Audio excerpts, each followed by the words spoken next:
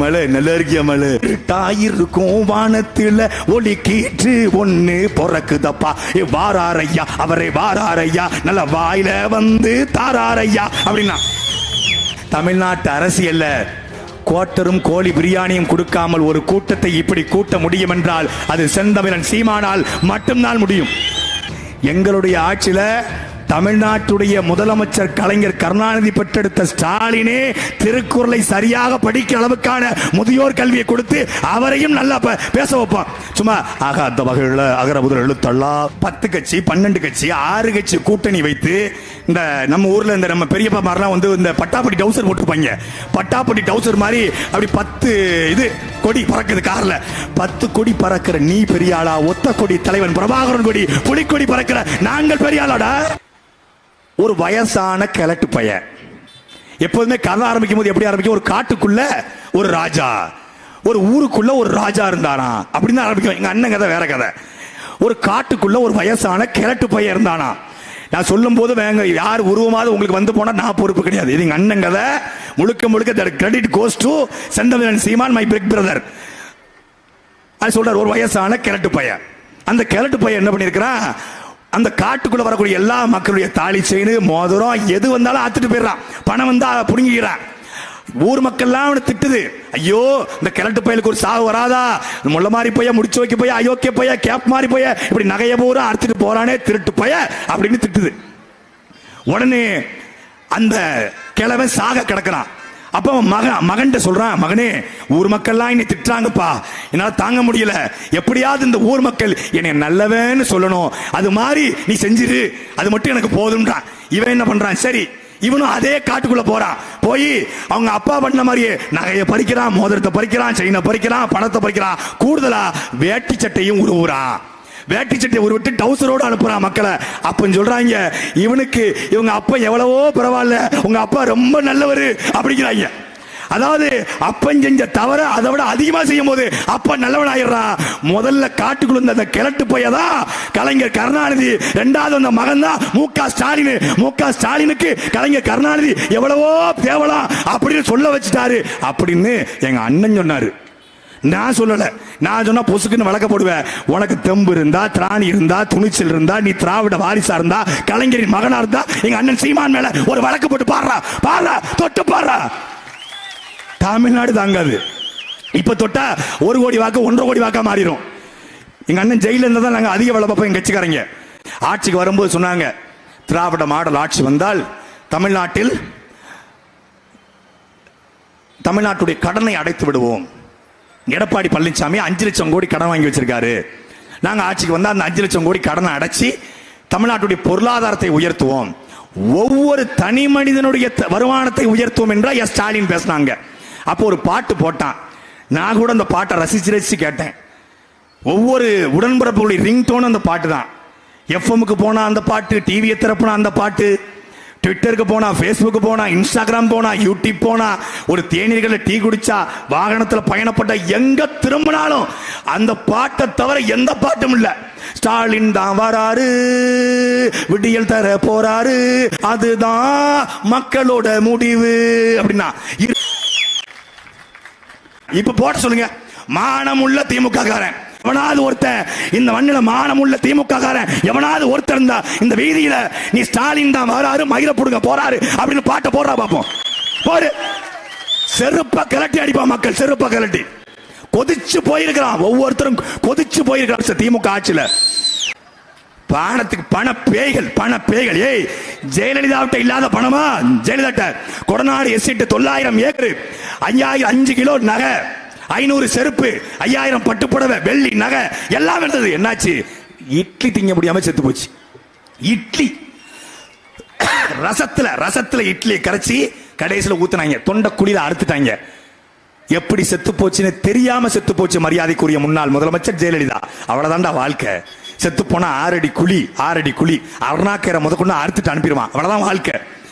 வாழும் போதே நீ சாகுறியே, வாழும் போதே மக்கள் இவனுக்கெல்லாம் ஒரு சாவு வராதா? இவன் எப்ப சாவான், பேதியில போவான், செத்த பயில நார பயிலே அப்படின்னு கேட்கிற நிலைமை கொண்டு விட்ட. இதை எங்க அண்ணன் சொல்லிட்டாரு. உடனே கோச்சாங்க திமுக உடன்பிறப்புகள்லாம். அதுலயும் எங்க ஐயா ஒருத்தர் இருக்காரு, திமுகவுக்கு முட்டு கொடுத்து முட்டி தெரிஞ்சு போன சுபவீர பாண்டியன். எப்படி இருந்தாலும் இறந்து போன கலைஞர் கருணாநிதியை, எங்களுடைய தலைவரை செந்தமிழன் சீமானவர்கள் இப்படி பேசியிருக்க கூடாது. ஆமாமா, இப்படி பேசியிருக்க கூடாது, இதை விட கேவலமா பேசியிருக்கணும். திமுக பரப்புரை எங்க? தமிழ்நாட்டுக்குள்ள மட்டும். அதிமுக பரப்புரை தமிழ்நாட்டுக்குள்ள மட்டும். பாஜக பரப்புரை இந்தியாவுக்குள்ள மட்டும். காங்கிரஸ் பரப்புரை இந்தியாவுக்குள்ளே மட்டும். அன்பிற்குரிய மக்களே, நீங்கள் நின்று கொண்டிருக்கிற இதே நேரத்தில் இன்றைக்கு அதிகாலை, நமக்கு நைட்டு, அவங்களுக்கு அதிகாலை, சரியாக இன்றைக்கு எங்க தெரியுமில்ல, எந்த வெள்ளக்காரன் நம்மளை அடக்கி ஆண்டானோ அந்த வெள்ளக்காரனுக்கு லண்டன் வீதிகளில், லண்டன் பாராளுமன்றத்தில் எங்களுடைய சின்னத்தை வைத்து நாம் தமிழர் கட்சி லண்டன் பிரச்சாரம் செய்து கொண்டிருக்கிறது. லண்டன்ல எங்களுக்கு ஓட்டு இல்ல, ஆனால் லண்டன் பாராளுமன்றத்தின் வாசலிலே எங்களுடைய ஈழ தமிழர்கள், எங்களுடைய சொந்தங்கள், தலைவர் பிரபாகரனுடைய பிள்ளைகள் லண்டன் பாராளுமன்றத்தை வாசல்ல வச்சு, சென்சிட்டிவ் ஏரியா, ஒரு குண்டூசியை கூட லண்டன் வாசல்ல கீழே போட முடியாது. சிசிடிவி, காவல்துறை கண்காணிப்பு, பிரிட்டிஷ் காவல்துறை, அதுக்கு மத்தியில லண்டன் உறவுகள் அங்கே தேர்தல் பரப்புரையை மேற்கொண்டிருக்காங்க. உலகத்தின் சர்வதேச அளவில் தேர்தல் பரப்புரை செய்கிற ஒரே கட்சி அது நாம் இருக்கிற நாம் தமிழர் கட்சி மட்டும்தான். நீ பிள்ளைக்கா பைய, திமுக பெரிய கட்சியா என்ன? 12 கட்சி கூட்டணி, பாஜக 10 கட்சி கூட்டணி, அதிமுக 6 கட்சி கூட்டணி. டேய், 10 கட்சி 12 கட்சி 6 கட்சி கூட்டணி வைத்து, இந்த நம்ம ஊர்ல இந்த நம்ம பெரியப்பா மாதிரிலாம் வந்து இந்த பட்டாப்பட்டி டவுசர் போட்டுப்பாங்க. பட்டாப்பட்டி டவுசர் மாதிரி அப்படி 10 இது கொடி பறக்குது கார்ல. 10 கொடி பறக்கிற நீ பெரிய ஆளா? ஒத்த கொடி தலைவன் பிரபாகரன் கொடி, புலிக்கொடி பறக்கிற நாங்கள் பெரிய ஆளாடா? பன்னிங்க தாண்டா கூட்டமா வரும். சிங்கம் எப்போதுமே சிங்கிளா தாண்டா வரும். அதுவும் இது புலி, அதிலும் விடுதலை புலி, இதை தனிச்சுதான் களமாடும். நாங்க தான் பெரிய கட்சி, இந்தியாவில் உலகத்திலே பெரிய கட்சி நாங்க தான், நாம் தமிழர் கட்சி தான். நீங்க துணிஞ்சு ஓட்டு போடுங்க. தமிழ்நாட்டு அரசியல்ல கோட்டரும் கோழி பிரியாணியும் கொடுக்காமல் ஒரு கூட்டத்தை இப்படி கூட்ட முடியும் என்றால் அது செந்தமிழன் சீமானால் மட்டும்தான் முடியும். இப்படிப்பட்ட கூட்டம் இந்த யாராவது ஒருத்தர், எந்த கட்சியாவது, எந்த அரசியல் கட்சியினுடைய பேச்சை கேட்கவாவது, எந்த தலைவனுடைய பேச்சை கேட்கவாது இப்படி மக்கள் கூடியது உண்டா என்றால் இல்லை. அது பிரபாகரனுடைய பிள்ளை சீமானுக்கு மட்டும்தான் இந்த கூட்டம் கூடும், யாருக்கும் கூடாது. ஏன்னா அவர் உண்மையை பேசுகிறார், நேர்மையை பேசுகிறார், மக்கள் மொழியில், பாமர மொழியில் மக்கள் வழிகளை பேசுகிறார் என்பதற்காக மக்கள் வர்றாங்க. திமுக நேத்து ராமநாதபுரத்தில் கூட்டம், வர்ற வழியில வெண்குளம் அப்படின்னு ஒரு ஊரு. அப்ப வந்துகிட்டு இருக்கும்போது ஒரு 2 டாடா ஏசி, நிறைய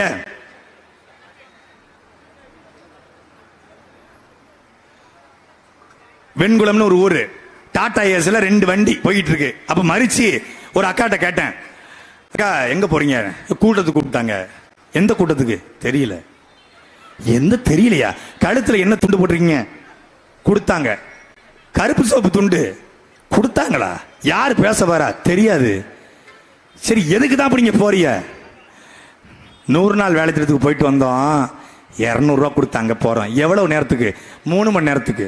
அதுக்கு மேல போச்சுன்னா கூட 100 ரூபா தரேன் இருக்காங்க. நைட்டு சாப்பாட்டுக்கு சாப்பாடு. ஆம்பளைகளுக்கு எவ்வளவு? ஆம்பளைகளுக்கு 300 ரூபாயும் ஒரு குவாட்டரும், பொம்பளைகளுக்கு 200 ரூபாய் டாடா ஏசு. இப்படி கூட்டித்தாண்டா உனக்கு கூட்டம் கூடும். ஆனால் சீமா பேசுகிறார் என்றால் கூட்டத்தை பாரு. அதனால தான் என்ன பண்றான்? பயப்படுறான். அதனால தான் என்ன பண்றான்? அவதூறு பரப்புறான். அதனால தான் விமர்சனம் செய்யறான். யாரா இவங்க? காட்டு கத்துறானுங்க, மானங்கட்ட கேள்வி கேட்கிறானுங்க. ஆனாலும் எந்த பணமும் இல்ல, பிச்சைக்கார பையன் சொல்றாரு, பஞ்ச பராரின்னு சொல்றாரு. ஆனாலும் இவருடைய பேச்சை கேட்க மக்கள் கூடுகிறான் என்றால் எப்படி என்று பார்க்கலாம். தமிழ்நாட்டு அரசியலில் இப்படி முன்னோர்களுக்கு கூடியிருக்கிறது. ஒரு காலத்தில் முத்துராமலிங்க தேவர் பேசுகிறார் என்றால் அங்கே கூட்டம் கூடியது. மூக்கையா தேவர் பேசுகிறார் என்றால் கூட்டம் கூடியது. காமராஜர் பேசுகிறார் என்றால் கூட்டம் கூடியது. வாவு சிதம்பரம் பேசுகிறார் என்றால் கூட்டம் கூடியது. எம்ஜிஆர் பேசுகிறார் என்றால் கூட்டம் கூடியது. அதற்கு பிறகு சீமான் பேசுகிறார் என்றால் கூட்டம் கூடும். ஏன்னா அவன் நேர்மையின் தலைவன், உண்மையின் தலைவன், மக்கள் தலைவன். நீ மக்கள் தலைவன் கிடையாது. இங்க பல பேர் மக்கள் செல்வன்ட்டு வர்றான். விஜய் சேதுபதி மக்கள் செல்வன், அந்த பட்டத்தை பிடிங்கி இவன் போட்டுக்கிட்டான். இவன் மக்கள் செல்வனா? களவாண்டு போட்டுக்கிட்டு ஈனை இழிச்சுக்கிட்டு பாஜக கூட சேர்ந்து கூட்டணி வச்சுக்கிட்டு யார் தன்னை அடித்தார்களோ, யார் தன்னை வீழ்த்தினார்களோ, ஒருவன் வெட்டியவன் வீட்டிலே தோரணமாக தொங்குற வாளை போல, அடித்தவன் வீட்டிலே காலை நக்கிற நாயை போல பாஜக காலையும் திமுக காலை நக்கி நிற்கிற இவர்களுக்கு வாக்கு செலுத்த போறீங்களா? தனித்து போட்டியிட்டு பார்த்து பார்த்து படித்த பட்டதாரிகளை களத்தில் நிப்பாட்டிக்கிற செந்தமிழன் சீமானுக்கு நீங்கள் வாக்கு செலுத்த போறீங்களா என்பதுதான் நம்முடைய கேள்வி. எங்களுடைய வேட்பாளரை பாருங்க, மாற்றுக் கட்சி வேட்பாளரையும் பாருங்க. பாருங்க, நாங்கள் ஒரே ஒரு வாதம் வைக்க சொல்றோம். 4 வேட்பாளரையும் உங்க 3 வேட்பாளரையும் கூட்டுவா. எங்களுடைய வேட்பாளராக களத்தில் நிற்கிற மருத்துவர் எங்களுடைய ஐயத்துவம் யார் தக்க அறிவில் பேசுகிறார் என்று நாம் பார்ப்போம். அவனுக்கு மக்கள் பிரச்சனை என்னன்னே தெரியாது. மக்கள் பிரச்சனை என்றால் என்னவென்றே அந்த வேட்பாளருக்கு தெரியாது. அதைத்தான் நீங்களுடைய அண்ணன் சீமானவர்கள் கேட்டாங்க. என்னடா இவ்வளவு செலவு பண்ணி கோடி கோடியா கொட்டி வேகாத வெயில்ல ஓட்டு கேட்டு மக்களிடத்தில் பிரச்சாரம் செய்து 400 கோடி 500 கோடிகளை ஒரு தொகுதிக்கு நீங்கள் செலவு செய்து மக்களுக்கு சேவை செய்ய நீங்க என்ன அவ்வளவு நல்லவங்களாடா? உங்க முகரக்கட்டையெல்லாம் பார்த்தா அவ்வளவு நல்லவங்க மாதிரி தெரியலையே அப்படின்ற என்ன சீமான் கேட்டாரு. மக்களுக்கு ஒரு தொகுதிக்கு 400 கோடி செலவு செய்கிற கட்சிகள் மொத்தமாகவே 40 லட்சம் செலவு செய்கிற கட்சி. ஏங்க நான் சொல்றேன், 4 கோடி மட்டும் எங்கள் கையில் இருந்தால், மொத்தமே 4 கோடி இருந்தால் இந்த கட்சி வெற்றி பெறும். 4 கோடி இருந்தா போதும். காசு இல்ல. வடிவேலு இங்கிலீஷ்காரன் படத்தை சொல்ற மாதிரி 2 பேண்ட் பாக்கெட் விட்டு அண்ணன் கையை நீட்டாரு. நோ காசு, நோ கேஷ், கேஷ்லெஸ் எக்கனாமின்னு மோடி சொன்னார்ல எங்க அண்ணன். கேஷ்லெஸ் பார்ட்டி நான் தமிழ்நாட்டில் இல்ல, இந்தியாவில இல்ல, உலகத்திலே ஒரு கேஷ்லெஸ் பார்ட்டி இருக்குன்னா, பணம் இல்லாத கட்சி இருக்குன்னா அது நாம் தமிழர் கட்சி தான். ஏனால் தேர்தலில் போட்டி போட பணம் தேவையில்லை, தேர்தலில் போட்டி போட நேர்மை இருந்தால் போதும் என்று ஒரு தலைவன் இந்தியாவில் காட்டிக் கொண்டிருக்கிறான். சொன்னார்கள் காமராஜர் நேர்மை. காமராஜர் ஏழையாக பிறந்தார், ஏழையாக வாழ்ந்தார், ஏழையாகவே இறந்து போனார். ஏழையாக பிறந்து ஏழையாக வாழ்ந்து ஏழையாக இறப்பது நேர்மைதான், நான் கொச்சைப்படுத்த விரும்பல. ஆனால் என் அன்பிற்குரிய மக்களே, அண்ணன் சீமான் மட்டும் இன்றைக்கு நினைத்திருந்தால், எனக்கு தெரியும் அண்ணன் சீமான் தன்னுடைய வீட்டு வாடகை கட்டுவதற்கு தன்னுடைய தனிப்பட்ட தேவைகளுக்கு எவ்வளவு சிரமப்படுகிறார் என்று.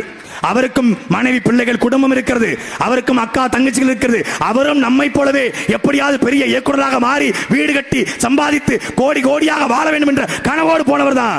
ஆனால் அரணையூர்ல எங்கள் ஆத்தா கஷ்டப்பட்டு கொண்டிருக்கிறார், எங்கள் தங்கச்சி அக்கா கஷ்டப்பட்டு கொண்டிருக்கிறார். அண்ணன் சீமான் மட்டும் இன்றைக்கு அதிமுக கிட்ட கண்ணை காட்டியிருந்தார், பாஜக கிட்ட கண்ணை காட்டியிருந்தா 1500 கோடி அண்ணன் சீமானுடைய வீட்டு வாசல் வந்திருக்கும்.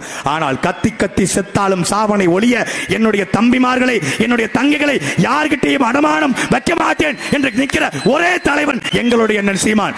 அதனால தான் அவர் கைகளை இறுக பிடிச்சு நிற்கிறோம். எத்தனை வழக்குகள் போட்டாலும், என்னைய சோதனை வந்தாலும், எத்தனை அவதூறுகள் பரப்பினாலும், எவ்வளவு விமர்சனம் வந்தாலும், செத்தாலும் சீமானுக்காக சாவோம் என்று நாங்கள் நிற்பது. எங்களுக்காக அவர் நிற்கிறார், அவருக்காக நாங்கள் நிற்கிறோம். இப்படி ஒரு தலைவனை இந்தியா பார்த்திருக்காது. நாம எல்லாரையும் விண்டேஜ்னு சொல்றோம். விண்டேஜ் அதாவது இந்த சயின்ஸ்ல லேப்ல கொண்டு வச்சிருவோம். ஏதாவது ஒரு அரிய கண்டுபிடிப்பு கிடைச்சுன்னா, ரொம்ப ஒரு பழமையா இருந்துச்சுன்னா அதை கொண்டு போய் லேப்ல வச்சிருவோம். வச்சுட்டு எவ்வளவு அழகா இருக்குல்ல, சூப்பரா இருக்குல்ல, ஃபென்டாஸ்டிக்கா இருக்குல்ல. இது மாதிரி நம்ம முன்னோர்கள் எப்படி வாழ்ந்துருக்கு, முன்னோர்கள் பயன்படுத்திய கத்தி, அட லூசு பையில முன்னோர்கள் கத்தியை பயன்படுத்தி வெள்ளக்காரன் சண்டை போட்டிருக்கான், நீ அடிமையா இருக்குன்னு தெரியல. இது எங்க புலித்தேவன் விளையாண்ட புலித்தேவன் வெள்ளக்காரனை உடைச்ச கல்லு, அருமையா இருக்குல்ல. புலித்தேவன் வெள்ளக்காரனை விரட்டி அடிக்க உண்டி வில்லு நீ பார்த்து அழகா இருக்குன்னு சொல்ற. ஆனால் அந்த வெள்ளக்காரனை போட இந்த கொள்ளக்காரன் காலில் விழுந்து கிடக்கிறமே நமக்கு உணர்ச்சி இல்லையே என்று இல்ல. அதே மாதிரி தான் சீமான் ரொம்ப நல்லவர், தங்கமான மனுஷன், ரொம்ப நல்லவர். அதனால கொண்டு போய் என்ன பண்ணணும், அவரை நல்லவராகவே வச்சுக்கணும், அவருக்கு ஓட்டு போட்டக்கூடாது, கடைசி வரைக்கும் அவர் கத்தி கத்தியே சாகணும் அப்படின்னு நினைக்கிறது வேண்டாம். எல்லா நல்லவர்களையும் இழந்த நிலம் 100 ஆண்டு கால தமிழ் தேசியம் இப்போதுதான் கொஞ்சம் துளிர்விட்டுக்கிறது. அண்ணல் தங்கோவும் கியாப்பேவும் எங்களுடைய மாப்போசியும் சிவந்தி ஆதித்தனாரும் எத்தனையோ தலைவர்கள் வளர்த்தெடுத்த தமிழ் தேசியம் இப்பொழுதுதான் ஒட்டன் ஜத்திரத்திலே வெகுசனப்படுத்தி இப்படி நிற்கிறது. ஒரு திறந்த மாநாட்டுக்கு ஒரு கல்யாண மண்டபத்திலே அடைந்து கிடந்த தமிழ் தேசியம், ஒரு சோல்னா பைக்குள்ளே அடைந்து கிடந்த தமிழ் தேசியம், வெள்ளை வேட்டி சட்டைக்குள்ள அடைந்து கிடந்த தமிழ் தேசியம் இன்றைக்கு பேண்ட் செட்டாக மாறி இருக்கிறது, மாடர்னாக ட்ரெண்டாக மாறி இருக்கிறது. என் அன்பிற்குரிய மக்களே, இதை விட்டு விடாதீர்கள். இந்த வாய்ப்பை விட்டுவிட்டால் இனி ஒரு தலைவன் தமிழர் தமிழ் தேசியம் என்று பேச கிடைக்க மாட்டார். இது ஒரு காலம் தந்த வாய்ப்பு. ஒரு தலைவன் நமக்கு தெரியாமலே ஈழத்தில் களத்தில் போய்விட்டார். ஒரு தலைவனை இழந்து விட்டோம். அந்த தலைவன் தந்த தமிழ் கொடை எங்களுடைய அண்ணன் செந்தமிழன் சீமானை கைவிட்டு விடாதீர்கள். அன்பிற்குரிய மக்களே, வெள்ளை வெள்ளேர்னு மல்லிகைப்பூ மாதிரி சட்டை, வெள்ளை வெள்ளேர்னு மல்லிகைப்பூ மாதிரி வேட்டி, நாட்டை கூறு போட்டு விற்கிறதுக்கான அத்தனை தகுதியில் முடிச்ச புரோக்கர்கள் அத்தனை பேரும் நடுத்தருவுக்கு வந்துட்டான். வந்து ஓட்டு கேட்க வர்றான். ஓட்டு கேட்க வரும்போது பிள்ளை என்னமா படிக்குது? +2 படிக்குது. டாக்டர்னு சொல்லு. பையன் என்ன படிக்கிறான்? +2 படிக்கிறான். இன்ஜினியர்னு சொல்லு. நம்ம இது நம்ம பிள்ளையாது. நம்ம பிள்ளைடா, ஏன் பிள்ளை? நம்ம பிள்ளைங்கிற நம்ம பிள்ளையாது, ஏன் பிள்ளை? என்ன படிக்குது? 8th படிக்குது. பிள்ளையோட படிப்பு செலவு பூரா எங்க தலைவர் பார்த்துக்குவாரு. இப்படி சொல்லி சொல்லி ஏமாற்றி ஏமாற்றி நாட்டையும் சொல்லி சொல்லி ஏமாற்றிய கூட்டம் மீண்டும் ஏமாற்ற வருகிறது. மக்கள் அவன் எதுவும் செய்ய மாட்டான்னு எங்களுக்கு தெரியும். என்ன செய்யறது? ஒரு 1000 ரூபாய் பணம் தர்றேன், ஒரு கோட்டு தர்றேன், அதனால ஓட்ட போட்டுறோம். சரி, நீங்க கோட்டுக்கு தான் ஓட்ட விற்போம் அப்படின்னு முடிவுக்கு வந்துட்டீங்கன்னா ஏன் ஒரு கோட்டுக்கு விற்கிறீங்க? நான் குடிப்பழக்கத்தை ஆதரிப்பவன் அல்ல. மது நாட்டுக்கு, வீட்டுக்கு, உயிருக்கு கேடு என்பதில் எனக்கு எந்த மாற்று கருத்தும் இல்ல. இல்ல, நான் ஓட்டை என்னுடைய கோட்டுக்கு தான் விற்பேன் அப்படின்னா ஒரு கோட்டு எப்படி பத்தும்? ஒரு நாளுக்கு குடிக்க வைப்பா. நீ தினமும் கோட்டு போட்டது உனக்கு தூக்கம் வரும். அப்ப கேளு, ஒரு கோட்டு விலை எவ்வளவு? 150 ரூபா. ஒரு கோட்டு விலை 150 ரூபா. ஒரு வருஷத்துக்கு 365 நாள். ஒரு கோட்டு விலை 150, இன்று 365, 54,750 ரூபா ஒரு வருஷத்துக்கு. எப்படி? 54,750 ரூபா பெருக்கல் 5, 2,73,750 ரூபா 5 வருஷத்துக்கு. 2,779 ரூபா யாரு கொடுத்தாலும் அவனுக்கு ஓட்டு போடு, எங்களுக்கு போடாத. 2,73,750 ரூபா பாஜக கொடுத்தா பாஜகவுக்கு போடு, அதிமுக கொடுத்தா அதிமுக போடு, கம்யூனிஸ்ட் கொடுத்தா கம்யூனிஸ்டுக்கு போடு. ஒத்த கோட்டுக்கு ஓட்ட வைக்காத. உன் ஓட்டுடைய மதிப்பு தெரியாம வித்துறாத. உன் ஓட்டின் மதிப்பு 10 லட்சம். பெரியோர்களே, தாய்மார்களே, பேரன்பு கொண்ட என்னுடைய சொந்தங்களே, ஒரு எரும மாட்டின் விலை 80,000 ரூபாய். எப்படி? எரும மாடு, சகதியில படுத்து கிடக்கிற எரும மாட்டு விலை 80,000 ரூபாய். ஒரு கழுதையை பார்த்தா ஒதுங்கி போறோம். ஒரு கழுதையின் விலை 50,000 ரூபாய். ஒரு பன்னி, சேத்துக்குள்ள படுத்து கிடக்கிற பன்னியின் விலை 30,000 ரூபாய். 30,000 ரூபாய் இல்லாம பண்ணி வாங்க முடியாது. ஜெர்மன் ஷெப்பர்ட் நாய் இருக்கு பாருங்க, நாய், அந்த நாயின் விலை 15,000 ஓவா. ஒரு நாயை விட, ஒரு பன்னியை விட, ஒரு கழுதையை விட, ஒரு எரும மாட்டை விட உன் ஓட்டு மலிவா கிடைக்குது 1000 ரூபாய்க்கு. நீ அதை விட கேவலமா போயிட்டியா? வாங்கிட்டியா? 10 லட்சங்கள். ஒரு ஆண்டுக்கான கல்வி செலவு எவ்வளவு? சாதாரண மெட்ரிகுலேஷன் ஸ்கூல், சிபிஎஸ்இ ஸ்கூல்ல சேர்க்கணும்னா 50,000 ரூபாய் இல்லாம சேர்க்க முடியாது. அப்போ 5 வருஷத்துக்கு 2.5 லட்சம் ரூபாய் கல்வி செலவு. அப்புறம் பென்சில், பேனா, அலிரப்பர், ஸ்கூல் பேக், யூனிஃபார்ம், இதெல்லாம் சேர்த்தோம்னா அது ஒரு 1 லட்சம், 3 லட்சம் வந்துருது. பள்ளிக்கூடத்து வேன் போக்குவரத்து 4 லட்சம். ஒரு சாதாரணமாக ஒரு பிள்ளையை எல்கேஜில சேர்க்கணும்னா இன்னைக்கு 4 லட்சம் ரூபாய். அப்புறம் உன் அம்மாவுடைய மருத்துவ செலவு, உன் அப்பாவுடைய மருத்துவ செலவு, உன்னுடைய மருத்துவ செலவு, இதையெல்லாம் சேர்த்து பார்த்தா ஒரு ஆண்டுக்கு 3 லட்சம் வரும். அப்போ இந்த 4 3 7 லட்சம். அப்புறம் குடிநீர், அடிப்படை தேவை குடிநீர். இந்த குடிநீருக்கு எப்படி பார்த்தாலும் ஆண்டு ஒன்றுக்கு குறைந்தபட்சம் 75,000 ரூபாய். அப்போ 5 வருஷம் நீ கணக்கு பண்ணி பார்த்தனா அதுல ஒரு 3 லட்சம், 10 லட்சம் ரூபாய் குறையாம கல்வி, மருத்துவம், குடிநீர், இந்த 3ம் சேர்த்து 10 லட்சம் வருது. இந்த 10 லட்சத்தை தமிழ்நாட்டிலேயே இலவசமாக கொடுக்கிற ஒரே கட்சி அது நாம் தமிழர் கட்சி மட்டும்தான். 10 லட்சம் கொடுத்தா அவனுக்கு போடு ஓட்ட, திமுக போடு, அதிமுக போடு. அந்த 10 லட்சம் நாங்க தரமே. நாங்கள் ஆட்சிக்கு வந்தால் கல்வி இலவசம். எப்படிப்பட்ட கல்வி? எங்களுடைய ஆட்சியில தமிழ்நாட்டுடைய முதலமைச்சர் கலைஞர் கருணாநிதி பெற்றெடுத்த ஸ்டாலினே திருக்குறளை சரியாக படிக்கிற அளவுக்கான முதியோர் கல்வியை கொடுத்து அவரையும் நல்லா பேச வைப்பான். சும்மா அந்த வகையில் அகர முதல் எழுத்தல்லா அந்த வகையில் அப்பெல்லாம் பேச மாட்டார், நல்லா பேசுவார். அப்படி ஒரு கல்வியை கொடுப்போம். அனைவருக்கும் தரமான சமமான மருத்துவம், தூய குடிநீர் இலவசம். இந்த 3ஐயும் சொல்றோம். இந்த 3ஐயும் கேட்காம இல்ல மீண்டும் நான் பாரதிய ஜனதா கட்சிக்கு தான் போடுவேன், நான் அதிமுக தான் போடுவேன் அப்படின்னா இந்த நாட்டில் எந்த விதமான மாற்றமும் வராது. ஆயக்குடியில் இருக்கக்கூடிய மக்களுக்கான தண்ணீர் எப்படி இருக்குன்னு ஆயக்குடியை சேர்ந்த மக்களுக்கு தெரியும். அவ்வளவு கேவலமா இருக்குது. அது ஒட்டஞ்சத்திரத்துக்கு வந்துரும். ஒட்டஞ்சத்திர மக்களுக்கும் இன்னைக்கு தண்ணீர் தட்டுப்பாடு ஏற்பட்டு விட்டது. குடிக்க தண்ணி இல்ல. உன்ட காசு இருக்கு, நீ கடையில கேன் வாட்டர் வாங்கி குடிக்கிற. காசு இல்லாத ஏழை எளிய மக்கள், ஆடு மாடு கொக்கு கோழி குருவி அது எப்படி குடிக்கும் என்பதை தமிழ்நாட்டிலேயே சிந்தித்து பேசுகிற ஒரே தலைவன் எங்களுடைய அண்ணன் செந்தமிழன் சீமான் மட்டும்தான். 3 ஆண்டு கால திமுக ஆட்சி என்ன சாதனை? ஒண்ணு இல்ல. இல்லத்தரசிகளுக்கு ரூபாய். என்னது? உரிமை தொகை. அது பேரு சாதாரண தொகைலாம் கிடையாது, அது பேர் உரிமை தொகை. அந்த உரிமை தொகையை தமிழ்நாடு முழுக்க 2,12,00,000 ரேஷன் கார்டு, அவன் கொடுத்தது 1,10,00,000 பேரு. அதை கொடுத்துட்டு அதுக்கு என்ன தெரியுமா சொல்றானுங்க? என்ன இன்னைக்கு 1000 ரூபாய் வந்துச்சா, பேரலவழி வாங்கிட்டீங்களா, குங்கும பொட்டு வாங்கிட்டீங்களா, பான்ஸ் பவுடர் வாங்கிட்டீங்களா, பளபளப்பா இருக்கீங்க, லிப்ஸ்டிக் போட்டிருக்கீங்க. சரி, நீ கொடுக்கிற 1000 ரூபாயில தான் எங்களுடைய அக்கா தங்கைகள் பேரலவழியும் பான்ஸ் பவுடரும் குங்குமமும் லிப்ஸ்டிக்கும் வாங்குறாங்கன்னா, தமிழ்நாட்டிலே லிப்ஸ்டிக் போடுற ஒரே ஆம்பளை உங்க அப்பா துரைமுருகன் தான். அவருக்கு எந்த 1000 ரூபாய் யாரா கொடுக்குறா? தமிழ்நாட்டிலே லிப்ஸ்டிக் போடுற ஒரே ஆம்பளை அவர் அப்பா தான். உங்க அப்பா தாண்ட தமிழ்நாட்டிலே அதிக பளபளப்பா இருக்காரு. தமிழ்நாட்டிலே அதிக பளபளப்பாக இருக்கிற குடும்பம் கோபாலபுரம் குடும்பம். அந்த குடும்பத்திற்கு பான்ஸ் பவுடர் வாங்க எந்த 1000 ரூபாய் எவன் கொடுக்கிறான்? நீ 1000 ரூபாய் கொடுத்த பிறகு தான் நாங்க பான்ஸ் பவுடர் போடுறோமா? நீ 1000 ரூபாய் கொடுத்த பிறகு தான் நாங்க பேரலவழி போடுறோமா? நீ 1000 ரூபாய் கொடுத்த பிறகு நாங்க குங்கும போட்டு வைக்கிறோமா? அப்ப எவ்வளவு எகத்தாளம், எவ்வளவு நக்கலு! அந்த 1000 ரூபாய் உங்க ஆத்தா காசா, உங்க அப்பன் காசா, உங்க தாத்தா காசா, இல்ல கருணாநிதி சம்பாதிச்சதா, இல்ல ஸ்டாலின் சம்பாதிச்சதா, இல்ல உதயநிதி ஸ்டாலின் சம்பாதிச்சதா? எவன் சம்பாதிச்சது? நம்முடைய வரி பணம். நீ கட்டுகிற தந்தி வரி, நீ கட்டுற வீட்டு வரி, நீ கட்டுற சுங்க வரி, வருமான வரி, நில வரி, எல்லா வரியும் சேர்த்து தான் அவன் பணமா கொடுக்கிற 1000 ரூபாயில. இந்த இவன் உழைச்சி கொடுத்த மாதிரி அப்பட்டமான அயோக்கியத்தனமான ஒரு ஆட்சி தமிழ்நாட்டில் நடந்து கொண்டிருக்கிறது. என்னைய சோதனையை விட்டா நாங்க நம்ம அப்படியே, ஐயா நீங்க சொல்றதெல்லாம் கேட்கிறேன் ஏசமா, என்னைய சோதனை பார்த்து நாங்க பயந்துட்டோம். ஆமா, நாங்க உண்மையிலே பயந்துட்டோம்.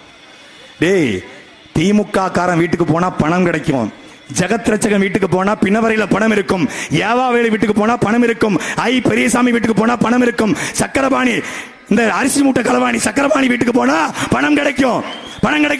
ஆனால் பிரபாகரனுடைய பிள்ளை சீமானுடைய தம்பிகள் வீட்டுக்கு வந்தால் உலகத்தின் 24 நாடுகளை எதிர்த்து சண்டையிட்ட எங்கள் தலைவன் மேதகவே பிரபாகரன் எழுச்சியின் வடிவம் என்கிற புத்தகம் தான் கிடைக்கும். ஏன்னா எங்க அண்ணன் சீமான் எங்களை அப்படி வளர்த்திருக்கிறார். நாங்கள் ஆயுதம் ஏந்துகிறோம். என்ன ஆயுதம்? அறிவாயுதம் ஏந்துகிறோம்.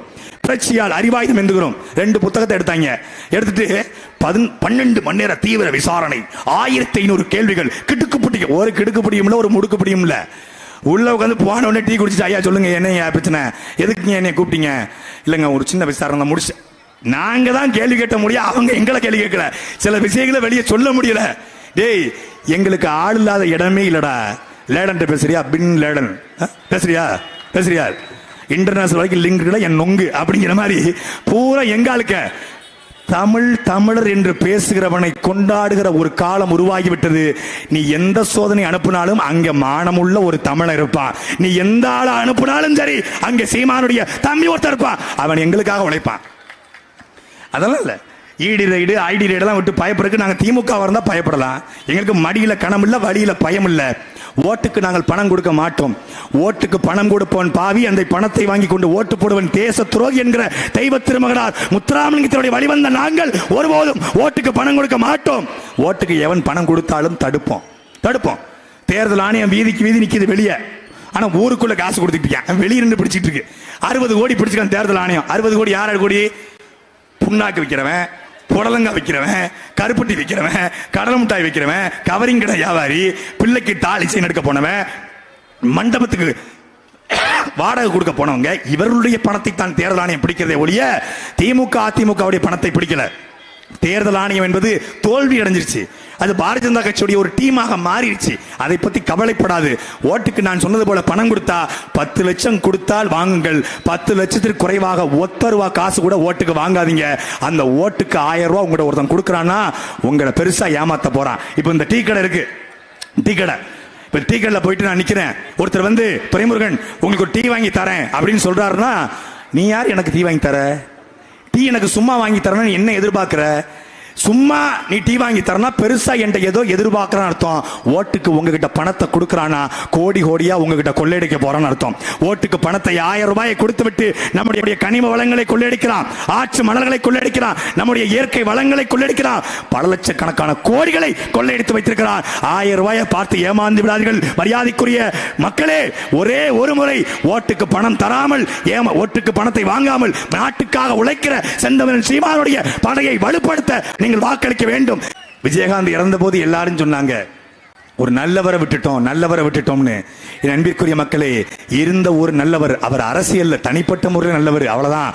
ஆனால் அரசியலில் இன்றைக்கு கரைபடாத கரங்களுக்கு சொந்தக்காரர் என்றால் எங்களுடைய அண்ணன் செந்தமிழன் சீமான் மட்டும்தான். அந்த இருக்கிற ஒரு நல்லவரையும் விட்டுவிடாதீர்கள்.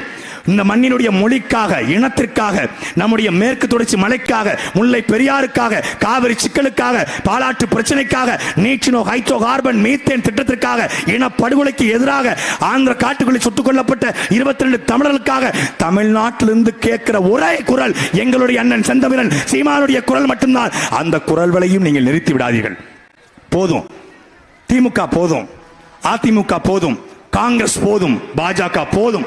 எவ்வளவு நாளைக்கு? இல்லப்பா, நான் பரம்பரை திமுக, நாங்க பரம்பரை அதிமுக, நாங்க பரம்பரை பாஜக, நாங்க பரம்பரை கம்யூனிஸ்ட் ஒருத்தன் இல்லவே இல்லை. என்னைக்கு 25 கோடி திமுக வாங்கினானோ அன்னைக்கு கம்யூனிஸ்ட் காலி. கம்யூனிஸ்ட் தான் இப்ப இருக்கிறான். சாமானிய மக்கள் இருந்து வந்தவர்கள் நாங்க. அவன் கருணாநிதியின் மகன், ஒருவன் மோடி, ஒருவன் எடப்பாடி பழனிசாமியுடைய வாரிசு. ஆனால் நாங்கள் சாமானிய மக்களுடைய வாரிசு, ஏழை எளிய மக்களுடைய வாரிசு. இருக்கிறவங்க பாருங்க, யாராவது பணக்காரர்கள், கோடீஸ்வரர்கள், மிட்டா மிராசுகள், ஜமீன்தாரிகள் யாராவது இருக்காங்களா? ஒரு வெள்ளை வெட்டி சட்டை இல்ல. சாலைகள் நாங்கள் ஆட்சிக்கு வந்தால் என்னாச்சு? திருட்டு திமுக ஒர்க்காவது. செலுத்துகிற இந்த வாக்கு என்பது நம் இனம் காக்கும், நம் மொழி காக்கும், நம் மண் காக்கும், நம் மானம் காக்கும். நன்றி, வணக்கம். நாம் தமிழர், நாமே தமிழர்.